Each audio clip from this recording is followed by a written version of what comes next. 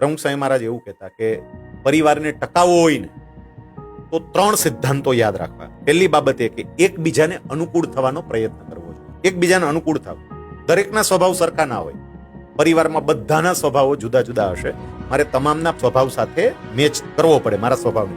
હું ઘણી વખત આ ઉદાહરણ આપું છું કે આપણા ઘરની અંદર જે મસાલીઓ હોય તે મસાલીઓ તમે જોજો કે એની અંદર નાની નાની વાટકીઓ હોય, બરોબર? અને દરેક વાટકીમાં અલગ અલગ મસાલા હોય. એકમાં લાલ મરચું હોય તો એ તીખું હોય, ખાંડ હોય તો એ ગળી હોય, એકમાં મેથી હોય તો એ કડવી હોય, એકમાં હળદર હોય તો એ તુરી હોય, એકમાં મીઠું હોય તો એ ખારું હોય. બધાયના અલગ સ્વભાવ હશે, પણ એ બધું તમે ભેગું કરો ને તો જ શાક મસ્ત બને. જરૂર બધાની પડે. એમ પરિવારમાં કોક મેથી જેવું કડવું હોય, કોક ખાંડ જેવું ગળ્યું હોય, કોક મીઠા જેવું ખારું હોય, કોઈ મરચા જેવું તીખું હોય.